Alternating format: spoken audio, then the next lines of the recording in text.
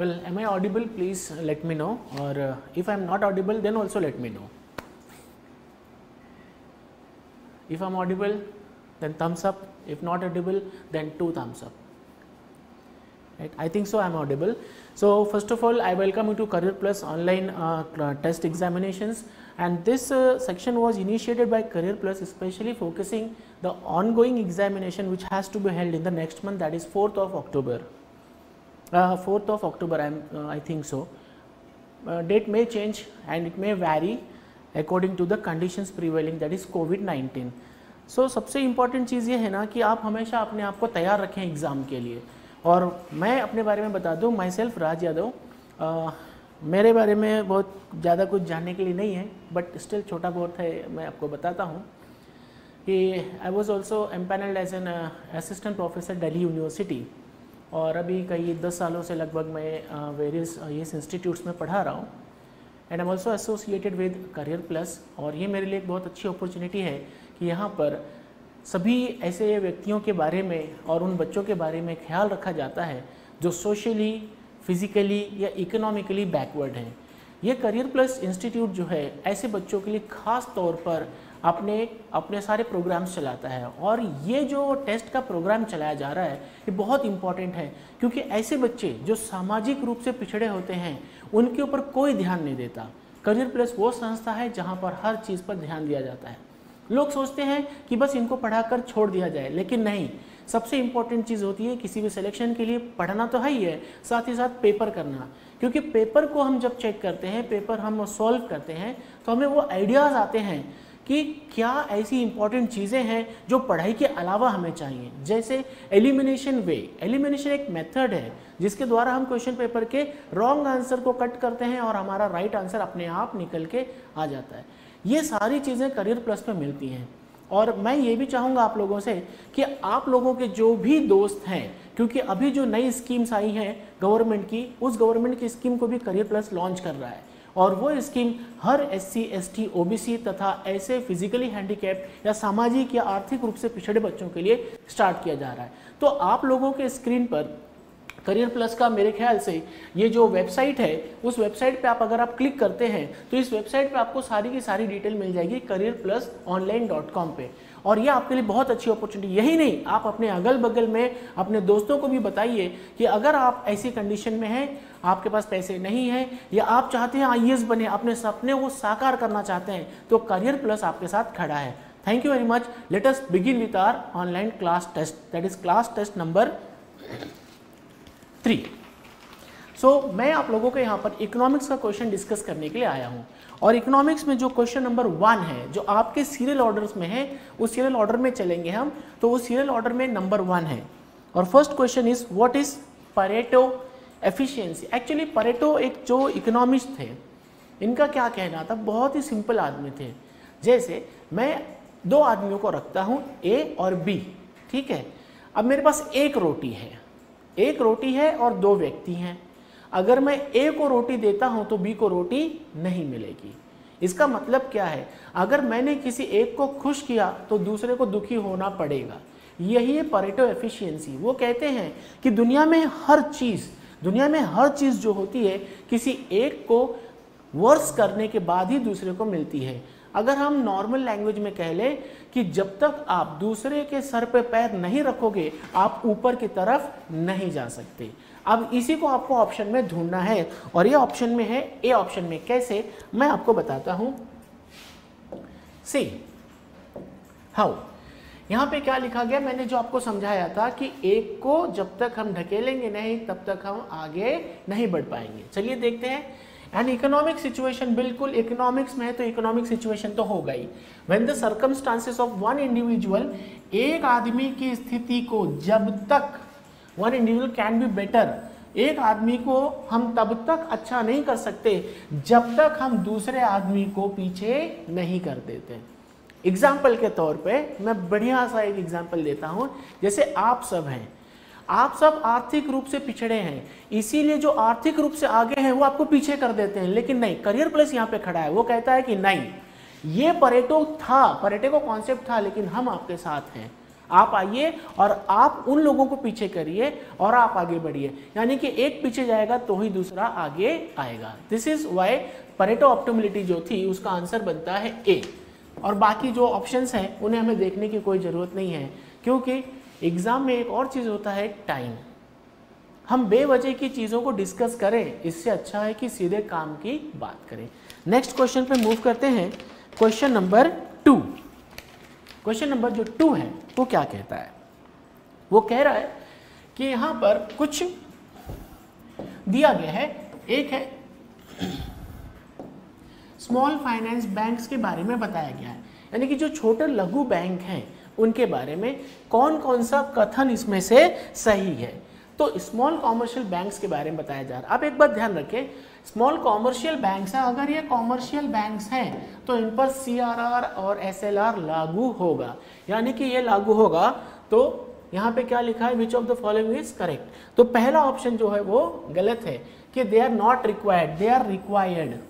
देखो यहाँ पे नॉट है, राइट। अब देखो सबसे स्मार्ट वे आंसर बनाने का क्या है, जब आपको पता चल गया कि पहला रॉन्ग है तो पहला यहाँ पर हमने इसको काट दिया, देखो पहला यहाँ पर भी है, हमने इसे भी काट दिया। अब आपके पास ऑप्शन आ गया आसान, अब या तो डी है या तो सी है, राइट। अब हम देखते हैं कि दूसरा ऑप्शन क्या है। ऐसी कंडीशन में हमें क्या करना चाहिए, क्या हमें रिस्क लेना चाहिए? लेकिन पहले एक बार देख लीजिए। दूसरा चीज़ है foreign investment in these banks are not permitted. एक कॉमन सेंस लगाओ आप लोग कि अगर कोई भी बैंक है, ठीक है, अगर उसमें फॉरेन इन्वेस्टमेंट आता है तो वो अच्छी बात होगी या खराब बात होगी? वो तो अच्छी बात होगी। और यहाँ पे क्या लिखा है, नॉट परमिटेड, यानी कि दूसरा भी आपका गलत है। अब देखो दूसरा कहाँ कहाँ पर है, दूसरा यहाँ पर है, यानी कि ये भी गलत है। आंसर अपने आप बन गया, आंसर इज 3। इसका मतलब है ये हो ना हो, ये आंसर ऑटोमेटिकली सही है। देखिए किस तरीके से हम तैयार करते हैं। और एक चीज़, आज आपको यहाँ ये भी पता चल गया कि स्मॉल बैंक्स को लेकर ये कंडीशन जो है वो सही है। तो एक फैक्ट यहाँ से आपको मिल जाता है जो आपको अपने दिमाग में रखना है, right. We are moving to next question. आपके जो सीरियल ऑर्डर है उस ऑर्डर में हम चल रहे हैं, और सीरियल ऑर्डर में जो अगला क्वेश्चन है वो है 7 नंबर। 7 नंबर जो है वो दीनदयाल उपाध्याय जो एक योजना बनाई गई है उसको लेकर उसके कुछ फैक्ट्स दिए गए हैं। हम देखते हैं कि इसमें फैक्ट्स क्या दिया है। ये कह रहा है कि it was launched by ministry of rural development. Yes, ये बिल्कुल सही फैक्ट है और ये इन्हीं के द्वारा लॉन्च किया गया है। सेकेंड चीज़ कह रहा है कि the mission aims at creating efficient and effective institutional platform of the rural poor enabling them to increase household income. Yes, Deendayal Antyodaya Yojana जो है, सिंपल सी बात है, ये जब तक आपका इनकम इम्प्रूव नहीं होगा आपकी लाइफ इम्प्रूव नहीं होगी। यही कारण है कि इस योजना के अंतर्गत हर गरीब को इनकम जनरेट करने की एक अपॉर्चुनिटी दी जाती है, यानी कि ऑप्शन 2 भी सही है। इस हिसाब से अगर हम देखते हैं तो हमारा ऑप्शन बन जाता है option C, that is both are correct. आगे बढ़ते हैं हम क्वेश्चन नंबर 8। क्वेश्चन नंबर 8 की तरफ चलते हैं। क्वेश्चन नंबर 8 जो है वो पूछ रहा है कि सब प्राइम लेंडिंग क्या होता है, राइट। और इसका जो अगर हम बैकग्राउंड देखते हैं तो आपको याद होगा 2008 और 2009 के आसपास 2008 और 9 में अमेरिका में यही क्राइसिस आया था, सब प्राइम क्राइसिस। अब ये होता क्या है वो मैं आपको बताता हूँ। हर बैंक के पास, याद रखना है आपको, हर बैंक के पास 2 टाइप के कस्टमर होते हैं। कितने टाइप के होते हैं? 2 टाइप के। एक होते हैं प्राइम कस्टमर्स और दूसरे होते हैं सब प्राइम कस्टमर्स। अब आपको पता चलेगा कि सर ये 2 कस्टमर्स क्या होते हैं। तो प्राइम कस्टमर्स वो होते हैं जिनकी बैंक के साथ क्रेडिबिलिटी, यानी कि उनके व्यवहार बहुत अच्छे होते हैं। तो अगर आपका किसी के साथ व्यवहार अच्छा होगा तो नेचुरल सी बात है वो आपको क्या करेगा, थोड़ा बहुत डिस्काउंट जरूर देगा। तो प्राइम कस्टमर्स जो होते हैं उनके अच्छे कस्टमर्स होते हैं। सब प्राइम कस्टमर्स, एक बात ध्यान रखें, ये गंदे कस्टमर्स नहीं होते हैं, ये अच्छे नहीं होते हैं। ध्यान रखना है, ये अच्छे होते हैं और ये अच्छे नहीं होते हैं, लेकिन गंदे नहीं होते हैं। ध्यान रखने वाली बात है। तो बैंक ने कहा कि मैं आपको मैं आपको 9% इंटरेस्ट रेट पे लोन दूंगा और आपको मैं 10 दूंगा, क्योंकि आपका जो व्यवहार है उतना अच्छा नहीं है जितना अच्छा इनका है। यानी कि सब प्राइम कस्टमर वो होते हैं जिनको थोड़ा सा महंगा ऋण दिया जाता है। ठीक है, अब माहौल क्या बना, बैंक से कोई कर्जा लेने को रेडी नहीं था, तब बैंक ने क्या किया, इन कस्टमर्स को इस रेट पर ऋण दे दिया। अब आप बताओ कि अगर इनको सस्ता मिलेगा तो ये सब भाग कर जाएंगे और लोन ले लेंगे। अब ये कौन से कस्टमर है, अच्छे नहीं है, तो क्या ये चुका पाएंगे, नहीं, तो क्राइसिस आएगी या नहीं आएगी, क्राइसिस तो आएगी। क्वेश्चन नंबर 8, क्राइसिस तो आने वाली है और इसीलिए इसका नाम पड़ गया सब प्राइम क्राइसिस। ठीक है, अब इसमें ऑप्शन देखते हैं क्या है, lending to the borrowers with a poor credit history. मैंने बताया था आपको ये वो लोग हैं जिनका व्यवहार अच्छा नहीं है। ठीक है, आंसर इज डी, राइट। बहुत इजी है, खाली कॉन्सेप्ट को आपको ध्यान रखना है, अगली बार आता है तो आप आसानी से कर सकते हैं, यानी कि ये दो। Next is question number 9। Question number 9 कहता है what is the primary aim of forex swap. सबसे इंपॉर्टेंट महत्वपूर्ण कारक क्या है कि जब आरबीआई विदेशी मुद्रा को चेंज करने की कोशिश करता है। एक ही चीज बताओ, एक आदमी है ए, इसके पास यहां पर हम लिख देते हैं जमीन है, दैट इज लैंड है, और इसके पास यहां पर पैसा है, लेकिन पैसा खत्म हो गया है। तो अब ये क्या करेगा, इस जमीन को बदल देगा, इसको स्वैप करेगा, बदल देगा। किस रूप में बदल देगा, बेचेगा, हो सकता है थोड़ा सा बेचे, किस लिए बेचे, मनी के लिए। ठीक है, सेम एग्जाम्पल मैं यहां अगर रख दूं, अगर मैं यहां रख दूं और मैं यहां पर लिख दूं आरबीआई है, और वो जमीन के यहां पर मैं रख देता हूं फॉरेक्स, तो फॉरेक्स का इस्तेमाल किस लिए करता है, मनी के लिए, और मनी को वो क्या कहता है, लिक्विडिटी, यानी कि बाजार में मनी को बढ़ाने के लिए वो करेगा। तो ऑप्शन क्या हो जाएगा आपका answer A, to inject liquidity in the market. एकदम इजी होता है बच्चों, बस खाली हमें ये ध्यान रखना है कि अपना जो कॉन्फिडेंस है वो नहीं खोना है। ठीक है, नेक्स्ट नंबर 10। नंबर 10 जो है वो पोंजाई स्कीम के बारे में बात करता है। पोंजाई नाम का एक व्यक्ति था अमेरिका में, वो एक बहुत ही बड़ा खतरनाक था। आपने एक मूवी देखी होगी बच्चों, बंटी और बबली। तो ये अमेरिका का बंटी था, इसने क्या किया था, लोगों को धोखा दिया था। इसका मतलब है इसी के नाम पर स्कीम चला दी गई, यानी कि ये चोर है। तो जो भी स्कीम के आगे पोंजाई स्कीम लिखा होगा, जिसे मैं कहता हूं कैमरा स्कीम है, अब इसके आगे मैंने पोंजाई लिख दिया, यानी कि कैमरा आप खरीदोगे तो कहीं ना कहीं आपके साथ धोखा हो रहा है। तो ऐसी स्कीम जिसमें धोखा होता है उसको हम पोंजाई स्कीम कहते हैं। और देखते हैं कि ऑप्शन क्या क्या है। It is a scheme which generates return for early investors by acquiring new. एक बात बताओ, कितनी पॉजिटिव चीज लिखा हुआ है इसके अंदर, कितनी positive, right. It is a scheme which are generate return on for early investors by acquiring new investors. ठीक है, कैसे, चलो देखते हैं, इसको समझिए, बहुत इजी है।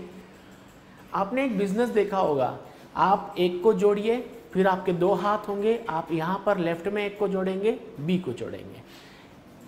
ए ने जोड़ा बी और सी को, सी ने जोड़ा डी और ई को, और इसने जोड़ा ई और एफ को। यही कह रहा है, ये कह रहा है it is a scheme which generates return for early investors. जो ये लोग हैं इनको तो खूब फायदा हुआ, ठीक है, इसका फायदा देखकर ये जुड़े, इनका फायदा देखकर ये जुड़े, और जब ये जुड़े तब तक ये लोग पैसा लेकर भाग गए थे। तो जो पहले आया उसको तो फायदा हुआ, लेकिन बाद वालों को फायदा नहीं हुआ। पर्ल्स याद आ गया होगा आपको, पर्ल्स वाला पैसा लेकर भाग गया, इसी को हम कहते हैं पोंजाई स्कीम। अब एक बात बताओ, क्या भारत में धोखाधड़ी करना लीगल होगा या इलीगल होगा? अप्लाई योर माइंड, इलीगल होगा, बिल्कुल सही है। इसका मतलब ये लिखा है Ponzi schemes are allowed in India, तो ये गलत होगा, तो ऑप्शन 2 गलत है, ऑप्शन 2 गलत है, ये भी गलत है, ऑप्शन 1 जो है वो सही है और ये भी गलत है, क्योंकि अगर एक सही है तो ये गलत अपने आप हो जाएगा। ठीक है, आगे बढ़ते हैं। क्वेश्चन नंबर 46, आप अपने सीरियल ऑर्डर्स में देखिए, क्वेश्चन नंबर 46 जो है वो कन्वर्टिबिलिटी के बारे में बात करता है, राइट। वो क्या कहता है, which of the following is are advantages of a fully convertible rupee. Convertible का मतलब क्या होता है, पहले ये जान लीजिए। ठीक है, मैंने आपको कहा कि अगर आप सोना ला के देंगे तो मैं सोने के बराबर आपको पैसा दूंगा, लेकिन अगर आप जमीन देंगे तो जमीन के बराबर मैं पैसा नहीं दूंगा। इसका मतलब अगर सोना ला रहे हो तो आपको सोने के बराबर इक्वल मिल रहा है, तो gold is fully convertible. Example, हाँ यहाँ अप्लाई मत करना आप, एग्जाम्पल है, but land is not fully convertible. ठीक इसी प्रकार से जब इन्वेस्टमेंट होता है, फॉरेन कंट्री इंडिया में इन्वेस्ट करती है, तो इंडिया क्या कहती है कि अगर आपको सामान खरीदना है तो आप जितना इन्वेस्ट करोगे आपको सामान दे दिया जाएगा। लेकिन अगर आप सोच रहे हो कि मैं इन्वेस्ट करके यहाँ की कंपनी खरीद लूँ, कैपिटल खरीद लूँ, तो ये नहीं हो सकता। आपको उसके बदले सिर्फ और सिर्फ सामान मिलेगा। इसीलिए इंडिया में कहा जाता है कि करंट अकाउंट में फुल कन्वर्टिबिलिटी है, कैपिटल अकाउंट में नहीं। अब करंट अकाउंट क्या होता है, जिसमें हम वस्तु या सेवा को खरीदते और बेचते हैं, लेकिन इन्वेस्टमेंट जो होता है वो कैपिटल में आता है। तो इंडिया में कैपिटल कन्वर्टिबिलिटी नहीं है। लेकिन यहाँ क्वेश्चन कुछ और है, यहाँ बोल रहा है कि फुली कन्वर्टिबल रुपी किस लिए होगा। तो चलो ऑप्शन देखते हैं, increase liquidity in the financial market. बिल्कुल, अगर आप सोना रखिए, आपके पास पैसा आया तो बाजार में पैसा आएगा ना, बिल्कुल सही। दूसरा देखते हैं, development of onshore rupee market, बिल्कुल सही है। इंडिया के अंदर का मार्केट जो होगा वो डेवलप होगा। तीसरा, कंप्लीट डिटर्मिनेशन ऑफ, देखो देखो देखो देखो देखो सी, यूपीएससी का एग्जाम कितना आसान है। जब भी यूपीएससी में आपको दो चीजें मिल जाएं, जैसे ऑल, ये बड़ा खतरनाक होता है, और एक वर्ड होता है ओनली। जब ये कहीं आपको मिल जाए ना तो समझ जाना कि कहीं ना कहीं आपके साथ धोखा होगा। और यहाँ पर ऑल है, कंप्लीट, इसका मतलब थर्ड गलत है। अब देखो आंसर कैसे बनाया जाता है, 3 गलत है, 3 गलत है, इसका मतलब 1 और 2 पक्का सही है अपने आप, क्योंकि 1 और 2 दोनों ऑप्शन में है। अब बारी आती है चौथे की, easy access to foreign capital. देखो ध्यान से, हम फॉरेन कैपिटल को तो खरीद सकते हैं, लेकिन फॉरेनर हमारे कैपिटल को नहीं खरीद सकता। इसका मतलब ये भी सही है, that means answer B is right. ठीक है, नेक्स्ट क्वेश्चन नंबर, आपके सीरियल ऑर्डर में है क्वेश्चन नंबर 47। ठीक है, which of the following factors affect the size of national income. ठीक, बहुत अच्छी बात है। नेशनल इनकम क्या होता है, एक देश की टोटल इनकम। जैसे देश में आप भी रहते हैं, मैं भी रहता हूँ, एक विदेशी भी रहता है, तो वो भी तो इंडिया में काम करता है। अगर वो काम करता है तो इंडिया के लिए इनकम जनरेट तो करेगा। ठीक है, जैसे आपके घर में एक विदेशी है और आपकी एक कंपनी है पंखा बनाने की, तो पंखा बनाने की कंपनी है तो पंखा तो बना रहा है और बिक इंडिया में रहा है, तो उसके बनाने से जो पैसा आएगा वो हमें आएगा। तो वो फॉरेनर जो इंडिया में रह के इंडिया में काम करता है, इंडिया की इकोनॉमी को ग्रो करता है, उसको इंडिया के नेशनल इनकम में काउंट करेंगे। अब बात आती है कि इन सभी में से क्या क्या आंसर सही है। देखते हैं कि लेवल ऑफ टेक्नोलॉजिकल डेवलपमेंट, अगर राष्ट्रीय आय होती है, और क्या कह रहा है, which of the following factors affects, तो आपकी जो इनकम है, ऐसे समझिए इसको छोड़ दीजिए, आपकी इनकम पर असर कैसे पड़ेगा। अगर आप एक बिजनेस खोलते हैं, बिजनेस ए, आप मान लीजिए उससे कमाते हैं 10 रुपीज़, और आप बिजनेस बी खोलते हैं उससे भी कमाते हैं 20 रुपया। इसका मतलब जितना बिजनेस खोलेंगे आपका इम्प्रूवमेंट होगा। आप पहले हाथ से काम करते थे, अब मशीन से काम करते हैं, तो काम जल्दी और ज़्यादा होगा और आपके अंदर इम्प्रूवमेंट होगा। ठीक उसी प्रकार से same like that, exactly equal to that, whatever things are there which can be applied to increase the national income or the growth of the country has to be taken into consideration। हर चीज़। अब हम देखते हैं कि एक देश की income कैसे कैसे बढ़ती है। आप बताओ, क्या टेक्नोलॉजी का डेवलपमेंट होगा तो क्या मशीन वगैरह आएंगी, कंप्यूटर आएगा तो देश आगे बढ़ेगा? यस, बढ़ेगा। अगर कोई इन्वेस्टमेंट करता है, अगर कोई इन्वेस्टमेंट करता है, कैपिटल लगाता है, तो क्या देश आगे बढ़ेगा? यस, बढ़ेगा।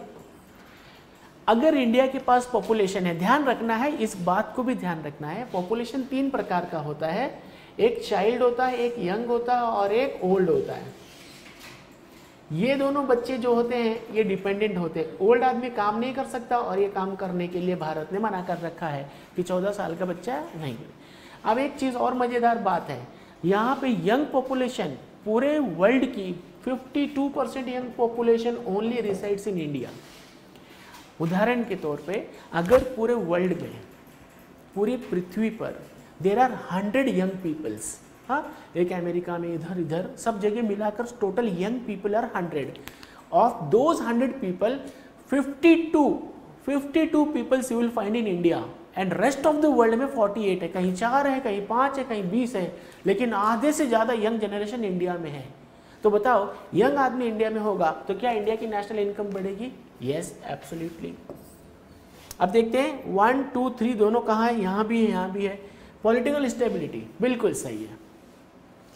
अगर आपने एक ऐसी गवर्नमेंट चुनी जो कोलिशन गवर्नमेंट है, तो वो क्या होगा? वो गवर्नमेंट गिर जाएगी, हमेशा डरती रहेगी। अब हम इस वाली गवर्नमेंट को ले लेते हैं, मोदी जी की गवर्नमेंट है, ठीक है, मोदी जी की गवर्नमेंट है, उसको फुल सपोर्ट है, उसकी सारी सीट्स जितनी चाहिए फुल 100% उसकी है। अब इससे क्या होता है कि उस आदमी को, ऐसे लोगों को, ऐसे प्रधानमंत्री को हमेशा अपने देश के लिए या अपने लिए या अपने जनता के लिए डिसीजन लेने में आसानी होती है। वो किसी के दबाव में काम नहीं करता। पॉलिटिकल स्टेबिलिटी बहुत ज़रूरी है। मोदी जी बिंदास डिसीजन लेते हैं, क्यों? क्योंकि उनको पता है कि कोई भी उन्हें हटा नहीं सकता। वहीं मनमोहन सिंह क्यों डिसीजन नहीं ले पाते थे? क्योंकि स्टेबल नहीं थे। उनकी जो कुर्सी थी कई लोगों पर टिकी हुई थी, जबकि मोदी जी की कुर्सी सिर्फ अपनी पार्टी पर टिकी है। इसीलिए पॉलिटिकल स्टेबिलिटी भी जरूरी है, यानी कि सभी सही हैं। Option D, right. Next question पर आते हैं, नंबर 48। आपके जो सीरियल ऑर्डर में है वो नंबर है 48। विच of the following functions is और आर परफॉर्म बाय आरबीआई? एक बात आपको ध्यान रखना है कि ये पूछ रहा है कि आरबीआई क्या क्या काम करता है। आरबीआई के बारे में जानने से पहले आप अपने पापा के बारे में जानिए कि आपके पापा आपके लिए क्या क्या करते हैं, और वही काम यहाँ अप्लाई करिए। बहुत इजी है। अगर आपके पापा आपको पैसा देते हैं तो यानी कि आरबीआई भी बैंक को पैसा देगा। आपके पापा का रिस्पॉन्सिबिलिटी है कि आपकी देखरेख करें, तो बैंक की रिस्पॉन्सिबिलिटी आपकी देखरेख करें। क्या आपके पापा सिर्फ आपकी ही देखरेख करते हैं या आपके बच्चों की भी? बिल्कुल, जब तक वो जिंदा है आपके और आपके बच्चों की भी देखरेख करते हैं, राइट। ऐसे ही बैंक, ऐसे ही आरबीआई का है। अब सेम देखो कितना इजीली हम आंसर बना सकते हैं। अपने आप को आरबीआई बना लो और अपने बच्चे को बैंक, ठीक है। अब बताओ, प्रोटेक्शन ऑफ डिपॉजिटर्स इंटरेस्ट, बिल्कुल। एक आदमी आया, उसने बैंक में पैसा किया, बैंक भाग गया, अब कौन पकड़ेगा उसको? आरबीआई पकड़ के लाएगा, यानी कि आपकी रक्षा कर रहा है। 1 इज राइट, ठीक है। एक बात और चीज़ है, क्या वो फॉरेन एक्सचेंज को देखता है? कॉमन सेंस लगाओ। फॉरेन एक्सचेंज भी क्या है तो मनी, और इंडिया में मनी से रिलेटेड हर पॉलिसी को हम मॉनेटरी पॉलिसी कहते हैं। और इंडिया में मॉनेटरी पॉलिसी कौन बनाता है? आरबीआई बनाता है। अगर फॉरेन एक्सचेंज भी मनी है तो मनी से रिलेटेड पॉलिसी कौन बनाता है? आरबीआई, यानी कि दूसरा भी सही है, ठीक है। एक ऑप्शन ये है कि एक आदमी है जिसका नाम है ए, और यहाँ है स्टेट बैंक ऑफ इंडिया। ए इसके साथ अकाउंट खोलता है और एसबीआई का अकाउंट होता है आरबीआई में। इसीलिए हम कहते हैं आरबीआई बैंकर का बैंक है। आम आदमी का इसके साथ कोई रिलेशन नहीं होता, समझिए आप। आम आदमी का रिलेशन नहीं होता, लेकिन क्या सरकार आम आदमी है? सरकार आम आदमी नहीं है, तो सरकार का रिलेशन इसके साथ होगा। ऑप्शन 3 को देखिए, performs merchant banking function for central and state government, चाहे वो गवर्नमेंट कोई भी हो, सेंटर की हो स्टेट की हो। इसका मतलब तीनों ऑप्शन सही है। आंसर इज डी, ठीक है। Next question, question number 49। Which of the following correctly describes the concept of inflationary gap? ये कह रहा है कि इन्फ्लेशनरी गैप को कौन सी चीज़ डिफाइन करती है, ठीक है। अब ये आपको जब पता नहीं होगा तो ये कैसे पता चलेगा? गैप का मीनिंग क्या है बताओ? इस लाइन में गैप है? नहीं है ना? अब ध्यान से देखो, अरे ये तो पूरा मिट गया, दूसरा बना लेते हैं, सॉरी, गैप है। यानी कि इन्फ्लेशनरी गैप दो अलग अलग सिचुएशन के बारे में बताएगा, सिचुएशन 1 एंड सिचुएशन 2, इसी को तो गैप कहते हैं। अप्लाई और कॉमन सेंस वर्ड, अगर आपको गैप का ही मीनिंग नहीं पता तो फिर क्या पता है? अब दूसरा क्वेश्चन क्या, दूसरा पॉइंट क्या है? Inflationary gap. इन्फ्लेशन क्या होता है? जब मार्केट में पैसा ज्यादा होता है, तो एक टाइम पैसा ज्यादा होगा और एक टाइम पैसा कम होगा, तो इसके गैप को क्या कहते हैं? अब हम लोग ऑप्शंस को देखते हैं। ये कह रहा है it is the difference between current level of GDP, current level real and nominal GDP. ये आंसर गलत है। क्यों गलत है? क्योंकि इन्फ्लेशनरी गैप रियल और नॉमिनल जीडीपी की नहीं, वो किसी दो अलग सिचुएशन के बारे में बात करता है। कैसे? पहले हम आगे के ऑप्शंस को देखते हैं। It is the difference between current level of real GDP and potential, देखिए पोटेंशियल लेवल ऑफ और रियल लेवल ऑफ, यानी कि हमारी हकीकत में कंडीशन ये है और ये होनी चाहिए थी, है और चाहिए थी, लेकिन क्यों नहीं हुई? क्योंकि ये गैप आ गया, इस कारण। So option B is right answer. ऐसा क्यों है? होनी चाहिए थी। अगर ये सोचो कि भारत में हर व्यक्ति को नौकरी मिलना चाहिए, चाहिए है नहीं, अभी अलग कंडीशन है, चाहिए। अगर सबको मिल गया तो इंडिया में फुल एम्प्लॉयमेंट हो जाएगा, और अगर फुल एम्प्लॉयमेंट होगा तो हर आदमी के पास पैसा आएगा। अगर सबके पास पैसा आएगा तो इंडिया की जीडीपी ऑटोमेटिकली बढ़ेगी। यानी कि अगर हमें देश को बढ़ाना है तो इस गैप को मिटाना पड़ेगा, राइट? नेक्स्ट क्वेश्चन नंबर 50, ठीक है। ये कह रहा है नैरो मनी क्या है? What is narrow money? आपने एक चैप्टर पढ़ा होगा फंक्शंस ऑफ आरबीआई में या मनी वाले चैप्टर में, एनसीईआरटी में भी है। आप जाकर आज पढ़ना आप, और वो चैप्टर में एक सेक्शन आएगा मनी सप्लाई, मनी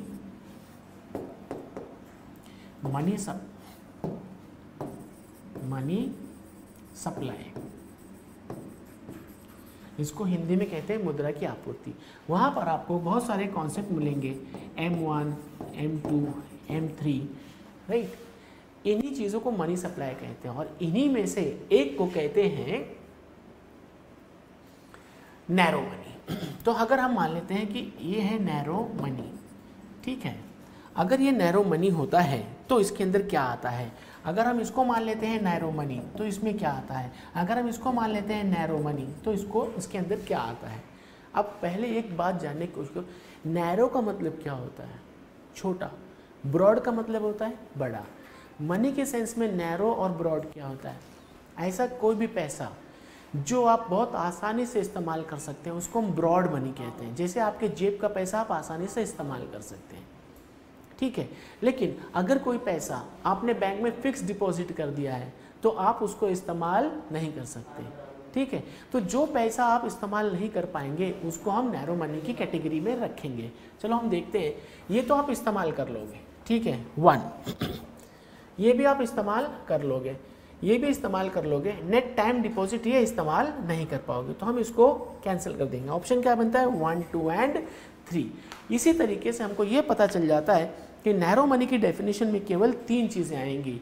अब प्रॉब्लम क्या आ रही है कि सर आपका जो कॉन्सेप्ट था उस कॉन्सेप्ट में फिक्स डिपॉजिट जो था उसका इस्तेमाल हम नहीं कर सकते हैं, तो वो ब्रॉड मनी में आ जाएगा। किस में आ जाएगा? वो ब्रॉड मनी में। आगे चलते हैं, क्वेश्चन नंबर 61, बहुत इजी है। क्वेश्चन कह रहा है which of the following measures can lead to decline in inflation. अगर इंडिया में इन्फ्लेशन है यानी कि महंगाई बढ़ गई है तो महंगाई घटेगी कैसे? टमाटर अगर महंगा है तो 2 तरीके से टमाटर सस्ता होगा। एक, आपके पैसे बढ़ा दिए जाएं, तो अगर आपकी इनकम बढ़ा दी जाएगी तो आपको महंगा टमाटर भी सस्ता लगेगा। दूसरा तरीका बड़ा सिंपल है, अगर 10 रुपये किलो टमाटर है तो उसकी सप्लाई को बढ़ा दो, तो टमाटर की सप्लाई बढ़ते उसकी प्राइस कम हो जाएगी, 10 से 5 आ जाएगी। तो सप्लाई टमाटर का रेट कंट्रोल करने के लिए या तो सप्लाई को बढ़ाया जाए या तो इनकम को बढ़ाया जाए। ठीक है, अब हम लोग देखते हैं कि क्या क्या चीज़ें सही हो सकती हैं। अगर बाजार में इन्फ्लेशन है, महंगाई है, तो सरकार का खर्चा बढ़ाना चाहिए कि घटाना चाहिए? बताओ, अगर महंगाई है तो सरकार अगर अपना खर्चा बढ़ा देगी तो महंगाई तो और बढ़ जाएगी। इसका मतलब है कि रिडक्शन इन गवर्नमेंट एक्सपेंडिचर, ये बात सही है कि सरकार अपने खर्चे को काटे और वो पैसा और ज़्यादा इकोनॉमी में डाले ताकि इन्फ्लेशन कंट्रोल हो सके। लोगों को अपनी सैलरी कम कर लेनी चाहिए, सरकार को बेवजह का खर्चा नहीं करना चाहिए। फॉर एग्जाम्पल, अभी अभी आपने देखा होगा कि मोदी जी ने अपने लिए एक प्लेन मंगाया है कई 100 करोड़ रुपए का, शायद हज़ारों करोड़ का है, 4000 के ऊपर का है। तो क्या सरकार को करना चाहिए? ऐसा नहीं करना चाहिए। तो सरकार को अपने खर्चे कम करने चाहिए। डायरेक्ट टैक्सेस को क्या करना चाहिए? बढ़ा देना चाहिए, जिससे मार्केट से पैसा कम होता है। कैसे? अब ये देखिए, ये वाला एग्जाम्पल, सपोज एक आदमी की इनकम है 1000 रुपया, ठीक है, इनकम टैक्स है 10%। अगर हम 10% इनकम टैक्स माइनस कर लें इसमें से तो उसके पास 900 रुपया बचेगा। ठीक है, लेकिन सरकार ने क्या देखा कि मार्केट में इन्फ्लेशन है। इन्फ्लेशन का एक और मीनिंग होता है कि जब बाजार में पैसा ज़्यादा होता है, मार्केट में जब लिक्विडिटी ज़्यादा होती है तो इन्फ्लेशन कहते हैं। तो सरकार ने क्या किया, इसको 20% कर दिया, यानी कि अब उसको यहाँ पर 100 रुपये टैक्स देना पड़ता था, वो 200 टैक्स दे रहा है। बचत किसकी? 200। इसका मतलब ये है हमने इस आदमी से डायरेक्टली पैसा नहीं लिया, टैक्स के द्वारा टैक्स बढ़ा के इसका पैसा ले लिया, तो मार्केट से सारा पैसा किसके पास आ जाएगा? सरकार के पास। यानी कि ये भी सही है।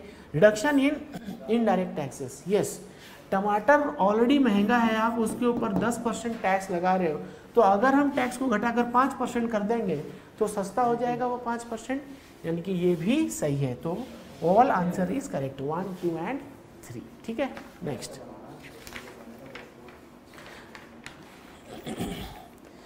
ये एक फैक्ट है, मार्केट इंटरवेंशन स्कीम कौन सी है, राइट? तो ये फैक्ट के लिए हमें ज़्यादा कुछ जाना नहीं है।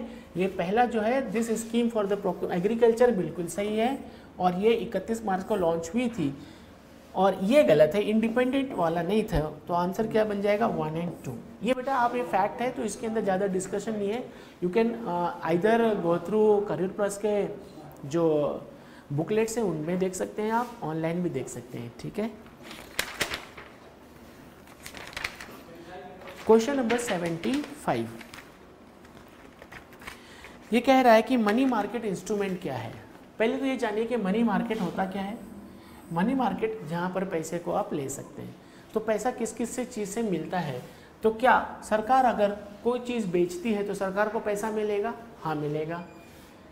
सरकार सर्टिफिकेट और कॉमर्शियल पेपर से ही पैसा मिलता है, सारा कुछ बाजार में बिकता है। सरकार ट्रेजरी बिल बेचती है ना, टीबी, इससे पैसा आता है।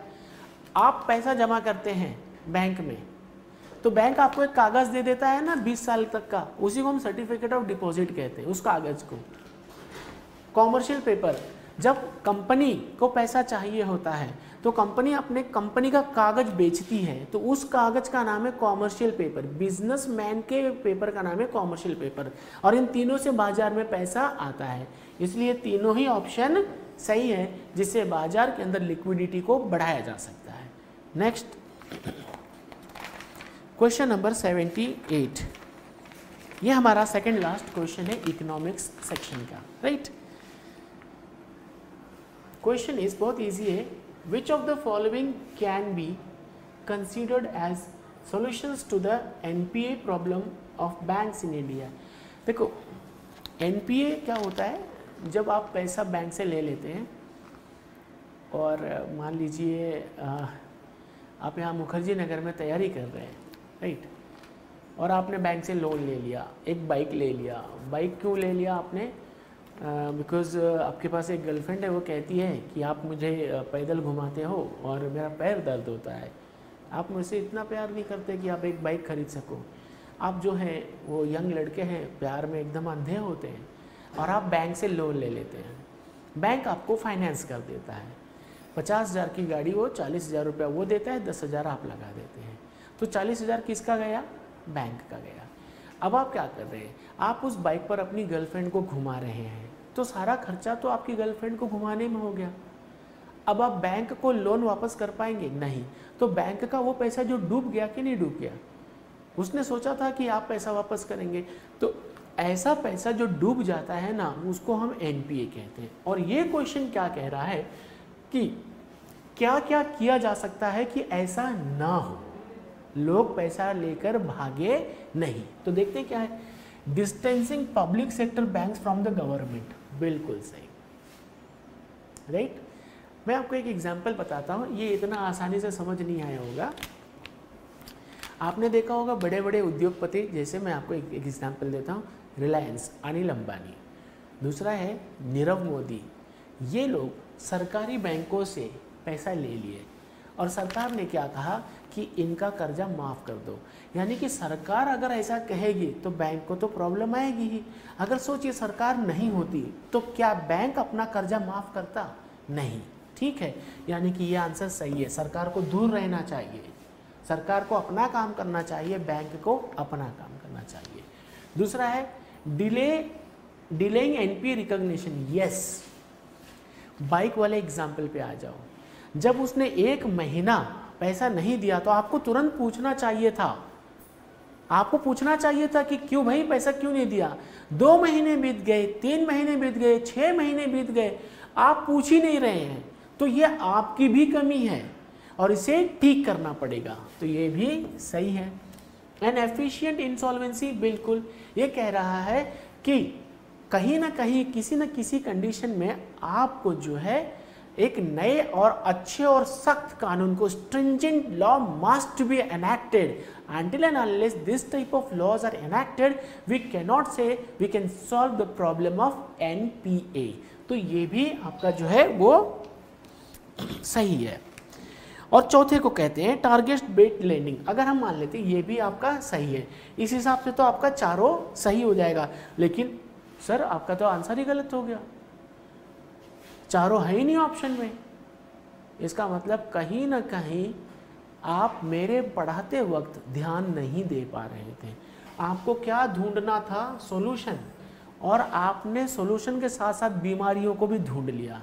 तो अब हमें बीमारियों को अलग करना पड़ेगा, राइट। अब हम बीमारी को अलग करते हैं तो एनपीए रिकॉग्निशन एक बीमारी आ जाएगी, और ये जो था दूसरा वाला ऑप्शन नंबर 4, ये भी एक बीमारी आ जाएगी कि टारगेट बेस्ड लेंडिंग करेंगे। आप सोचो कि अगर आपने एकदम लक्ष्य निर्धारित कर लिया, इतना ही पैसा देना है, नहीं।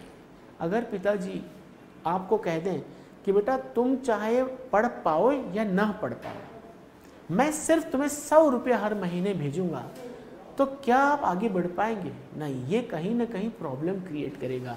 नाउ अगर ये 2 ऑप्शन हम गलत कर देते हैं तो ऑप्शन 1 एंड 3, तो option B is right. Now अब हमारा आता है last question, that is question number 9। Which of the following can cause Indian rupee to appreciate in a market determined exchange rate. ये थोड़ा सा इंटरनेशनल टाइप का question है, बहुत इजी है। देखो यहाँ $1 लिख देता हूँ मैं, और यहाँ लिख देता हूँ ₹1। इसका मतलब है $1 खरीदना होगा तो आपको ₹1 देना पड़ेगा। लेकिन मैं इसी की जगह ऐसा लिख दूँ कि $1 बराबर ₹10। इससे आपको कुछ चीज़ें समझ आ गई होंगी कि यहाँ पर डॉलर महंगा हो गया है। पहले $1 खरीदने के लिए ₹1 था, अब $1 खरीदने के लिए ₹10 चाहिए, ठीक है। अब हम बात करते हैं कि डॉलर महंगा क्यों हो गया। तो किसी भी रूल के लिए डिमांड एंड जो सप्लाई का लॉ होता है वो बड़ा इम्पॉर्टेंट होता है। डिमांड एंड सप्लाई का लॉ क्या कहता है कि किसी भी चीज़ की जब सप्लाई बढ़ती है तो उसकी प्राइस घटती है, और जब सप्लाई घटती है तो प्राइस बढ़ती है। या ऐसे भी कह लो कि डिमांड बढ़ेगा तो प्राइस भी बढ़ेगा, और अगर प्राइस बढ़ेगा तो डिमांड घटेगा। बहुत चीज़ें हैं, बहुत फैक्टर्स हैं, हमें देखना पड़ेगा, ठीक है। अब हम चेक करते हैं एक एक करके। Increase in remittance from Indian diaspora to the families in India. ये देखो ये क्या कह रहा है, ये कह रहा है कि एक आदमी है जो दुबई में रहता है, जो दुबई में रहता है, ठीक है। और उसका जो फैमिली है वो इंडिया में रहता है। अगर वो दुबई से इंडिया में पैसा भेजेगा तो इंडिया में पैसे की सप्लाई बढ़ेगी कि नहीं बढ़ेगी? फॉरेन करेंसी की सप्लाई बढ़ेगी, बिल्कुल बढ़ेगी। अगर सप्लाई बढ़ती है तो प्राइस घटती है, यानी कि अगर आपको अपने रुपए की कीमत बढ़ानी है तो आपको डॉलर की इंडिया मतलब फॉरेन करेंसी को इंडिया में लाना पड़ेगा, यानी कि option A is right. Increase imports of Chinese. एक बात सोचो यार, इंपोर्ट करोगे, माल इंडिया में आएगा तो इंडिया से पैसा बाहर जाएगा। देखो पैसा आना चाहिए और इस वाले ऑप्शन में पैसा जा रहा है, तो ये तो गलत हो गया।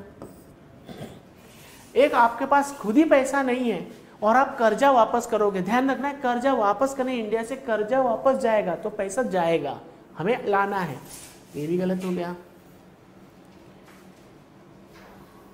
अब यहाँ पे एग्रीकल्चर, अंदाजा लगाओ इस समय इंडिया का जो जीडीपी है -23 चल रहा है। अगर हम एग्रीकल्चर में भी यहाँ वहाँ करने लग गए तो क्या होगा? देश बचेगा या देश बर्बाद हो जाएगा? देश बिल्कुल बर्बाद हो जाएगा। ऑप्शन डी भी रॉन्ग है, your answer A is right. This was all about economic section. अब जो आपके अगले सर आएंगे वो आपको अगले सेक्शन और अगले सब्जेक्ट के बारे में बताएंगे। अगर आपको कोई डाउट है तो आप हमारी वेबसाइट पर जा सकते हैं, वहाँ से आप नंबर ले सकते हैं, वहाँ से नंबर लेकर आप कॉल कर सकते हैं। और एक चीज़ मैं बताना वापस याद दिलाना चाहूँगा कि हमारे करियर प्लस ने आपके लिए एक बहुत ही सुनहरा मौका दिया है ऐसे लोगों के लिए जो SC ST OBC हैं या फिजिकली हैंडीकैप्ड हैं। उनके लिए सरकार की जो स्कीम चलाई जाती है वो हमारे पास अवेलेबल है। आप लोग अपने और अपने पड़ोसियों को बहुत ज़्यादा से ज़्यादा बताएं सो दैट कि लोग उसका लाभ उठा सकें और लोग ये ना समझें कि यार मैं तो गरीब हूँ, यार मैं तो SC हूँ, मैं कैसे बन सकता हूँ। तो ये दिमाग मत लगाइए, आपके लिए करियर प्लस आपके साथ खड़ा है। Thank you for being with career plus. Thank you very much. My self Raj Yadav again, I am really thankful to this institution to giving me opportunity. Thanks.